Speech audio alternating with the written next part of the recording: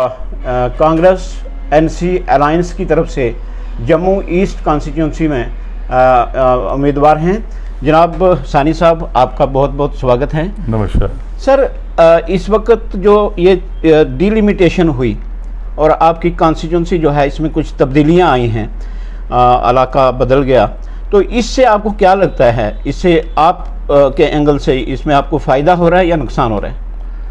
Actually फ़ायदा या नुकसान की बात नहीं जी, कि भी जम्मू डिलिमिटेशन में जम्मू ईस्ट को इलाका को बढ़ाया गया और कुछ रूरल पार्ट जो है नगरोटे कॉन्स्टिट्यूंसी का उसको इसके साथ जोड़ा गया। जी, हम लोगों ने तो सेवा करनी है, सेवा की भावना से हम राजनीति में हैं। हमारे लिए चाहे इलाका शहर का हो या बाहर का हो, देहाती इलाका हो जी, तो हम तो काफ़ी दिनों से देख रहे हैं कि खास करके जो रूरल बेल्ट जो इनके साथ जोड़ी है वर्ष हालत है उस इलाके की। और इसी सिलसिले में हम लोग डोर टू डोर भी गए, गांव-गांव में हमने प्रोग्राम भी किए।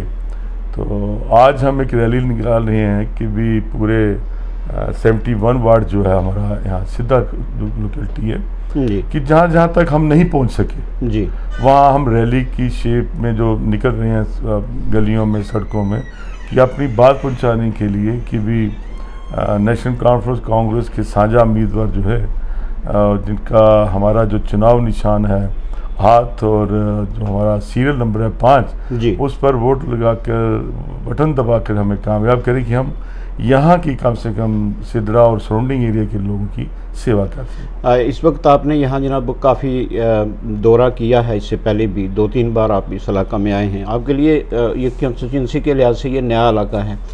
आपने क्या महसूस किया? लोगों की क्या डिमांड्स हैं, क्या क्या ज़रूरत हैं जो जेन्युइन ज़रूरत हैं और इस वक्त तक वो इनसे महरूम हैं?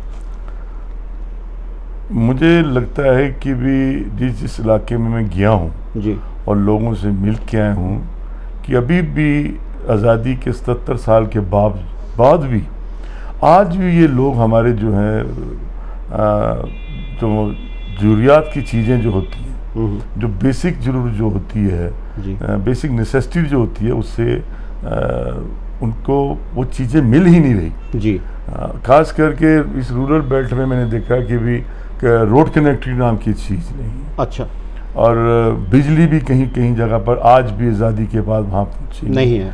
और पानी की व्यवस्था की वर्ष हालत है। और लोग कहते हैं कि जब पानी नहीं आता महीना 2 महीने, तो बरसात का कहीं पानी जब इकट्ठा होता है तो हालत यह है कि भी जानवर भी वही पानी पीती है और हम भी, और इंसान भी वही पानी पीते हैं। ये तो काफ़ी अफसोस की बात है। बड़ी अफसोस की और दुख लगता है कि ये कौन सी लोग थे और कौन सी पार्टियां थी जो पिछले 10 साल से एज ए मेंबर पार्लियामेंट उस कॉन्स्टिट्यूंसी को रिप्रेजेंट कर रहे थे और एमएलए भी थे, तो लेकिन उन्होंने मूलभूत सुविधाएं जो है अभी भी उन तक नहीं पहुंची। सर, एक चीज़ मैंने सुनी है, यहाँ के आवाम के साथ मैंने भी काफ़ी मुलाकातें की हैं। आवाम की तरफ से ये एक आवाज़ आई कि यहाँ 15,000 से ज़्यादा की आबादी है सिदरा, ये 71 वार्ड जो है।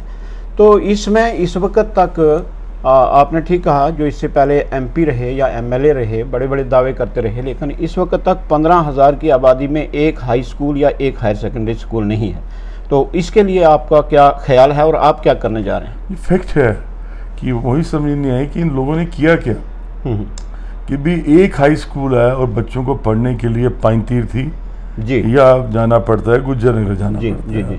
और कभी ये जो जब नाले वगैरह चढ़ जाते हैं बरसातों के टाइम पे तो बच्चे स्कूल भी नहीं जा पाते जी, और कम से कम यहाँ हाई सेकेंडरी स्कूल की ज़रूरत है। और मैं तो यही मेरी तो मैंने उनसे कहा है, वादा किया है कि मेरी पहली कोशिश यही रहेगी कि बच्चों को खास करके तालीम तो मिले। ये जो हमारी रूलिंग पार्टी मरकज़ में है या इधर भी मान लो वही उनका ही शासन चल रहा है, इनका नारा है बेटी पढ़ाओ बेटी बचाओ। तो आपने देखा होगा बत्रा से ऊपर जो लास्ट पहाड़ी है बजीन या बजालता की लास्ट पहाड़ी है, वहाँ से बच्ची 8वीं या 5वीं जमात अपने लोकल स्कूल से पास करके तो उसको मुबारक मंडी जाना है। तो ये क्या हमारा बेटी पढ़ाओ बेटी बचाओ के नारे को सच साबित करता है? ये खोखले नारे हैं, इन नारों में कुछ नहीं। जो मूलभूत मैंने कहा ना सुविधाएं जो आम नागरिक को मिलनी चाहिए उनको नहीं, मेरी बच्चियों को नहीं, मेरी एक मैं यहाँ गया था इधर जगती पंचायत की तरफ, वहाँ एक स्कूल मैंने देखा जी। और लोगों का ये कहना था कि बच्चियों का स्कूल है और हालत ये है कि वहाँ पे वॉशरूम तक नहीं है। तो ये कौन सा नारे लगा रहे हैं, बेटी पढ़ाओ बेटी बचाओ। तो ये खोखले नारे, और बड़े बड़े मोदी ने अपनी तस्वीर डाल के बोर्ड लगा रखे हैं जम्मू तरक्की की राह पे। उनको बोलिए आइए जरा तरक्की देखिए कि भी मजालता के जो गांव है उनकी दुर्दशा क्या है। सिटी के पास है ये मजालता। अभी तक अगर उन्होंने नाला क्रॉस करने जाना है तो वहाँ एक पुली भी नहीं बनी हुई। तो ये कौन सी तरक्की हो रही है जम्मू की। अब यहाँ जब इस पार्टी की तरफ से मीटिंग्स हो रही हैं, रूलिंग पार्टी है, पावर उनके पास है, पिछले 10 साल से है, आज की नहीं, तो कहा जा रहा है कि आप हमें वोट दो, हम आपकी कॉलोनियों को रेगुलराइज करेंगे। तो ये रेगुलराइजेशन जो है ये आज ही क्यों याद आई? पिछले 10 साल में हो जाना चाहिए था या नहीं? हमने यही तो कहते हैं कि इनके कहते कुछ हो रहा करते कुछ है, कथनी और करनी में इनका बहुत फर्क है जी। मैंने वही कहा ना कि भी जितना रूलिंग पार्टी होने के बावजूद आज किस मुंह से ये वोट मांग रहे हैं कि जो हमारी रियासत थी उसके टुकड़े कर दिए जी, हमारी यहाँ नौकरियाँ हमसे छीन ली, हमारी ज़मीनें हमसे छीन ली, बाहर से ठेकेदार आके यहाँ पर बसा दिए, और उसके बाद कहते हैं कि हमने बहुत कुछ किया क्या इन लोगों ने ज़मीनी सतह पर आके देखे तो मुझे तो लगता नहीं कि कुछ इन लोगों ने अभी तक किया है, नहीं लगता कि आगे करने वाले हैं। लेकिन हमने वादा किया कि अगर कोलिशन की सरकार बनेगी, वो बनेगी हमारी नेशनल कॉन्फ्रेंस और कांग्रेस की सरकार जी। हम लोगों ने कहा है कि हम जो 1 लाख नौकरियां जो हैं विद इन 3 मंथ्स हम जितने पद खाली पड़े हैं उनकी भर्ती की जाएगी। अच्छा। और एज रिलैक्सेशन, जो बच्चे ओवर एज हो चुके होंगे उनको 10 साल की एज रिलैक्सेशन दी जाएगी, और जो स्टेट का दर्जा है हम उसको बहाल करेंगे। ओल्ड एज पेंशन जो इन्होंने बंद कर दी है उसको बहाल करेंगे, और 1000 की बजाय 3000 उनको पेंशन देंगे।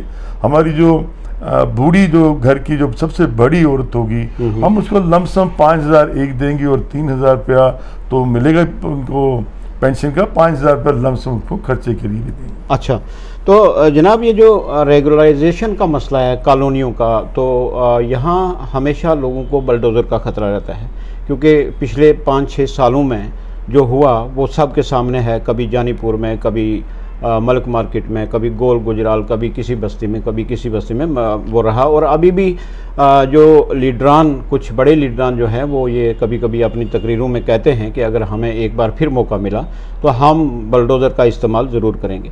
उस सिलसिले में आपकी पार्टी का क्या रवैया है? आवाम के साथ आप क्या करने जा रहे हो? देखिए, हम तो लोगों के साथ हैं जी। जब हमारी सरकार थी कांग्रेस की और पीडीपी की, और तब भी मैं विधायक था 2002 से लेकर 2008 तक जी। और हमारे ओल्ड सिटी और पैराफाई में खास करके जम्मू वेस्ट और कंटोनमेंट में पंडित मंगत राम जी स्वर्गीय डिप्टी चीफ मिनिस्टर हुआ करते थे जी। बल्ला साहब हमारे भी मंत्री थे और मैं भी मंत्री था जी। तो हमने कई कॉलोनियां जो कई सालों से रेगुलराइज नहीं हुई थी, हम उनको रेगुलराइज कराया जी। और अब भी हमारी मंशा है कि हमारी सरकार आएगी तो हम लोग जितनी भी कॉलोनियां रेगुलराइज नहीं है उनको रेगुलराइज करें। मेरे जो जहाँ तक जानकारी है, मैंने ये सुना है, काफ़ी पहले की बात है कि गांधीनगर, तरकुटा नगर, छन्नी और ये सैनक कॉलोनी, ये सारी कॉलोनियाँ जो हैं इसी तरह थी जिस तरह इस वक्त बठिंडी है, सोजुमा है, सिदरा के कुछ इलाका है, तो ये रेगुलाइज हो गई। लेकिन अब इनके रेगुलाइज करने में कुछ लोगों को बड़ी दिक्कत आ रही है, इसमें कोई जवाब है? नहीं, मैंने कहा ना कि भी जितनी भी रेगुलाइज कॉलोनी अभी नहीं है जी, कि हम जब सरकार बनेगी तो हम अपना व्यू पॉइंट रखेंगे भी इन कॉलोनियों को भी रेगुलाइज किया जाए और जो मूलभूत सुविधाएं इनको मिलनी चाहिए वो उनको प्रोवाइड की जी। योगेश सैनी सर, आपने अपना वक्त बहुत कीमती वक्त दिया, इस वक्त आप बहुत मसरूफ़ हैं। मैं आपका बहुत बहुत शुक्रगुजार हूँ, आपने मेरे चैनल पे अपना थोड़ा सा वक्त दिया। Thank you sir, thank you sir.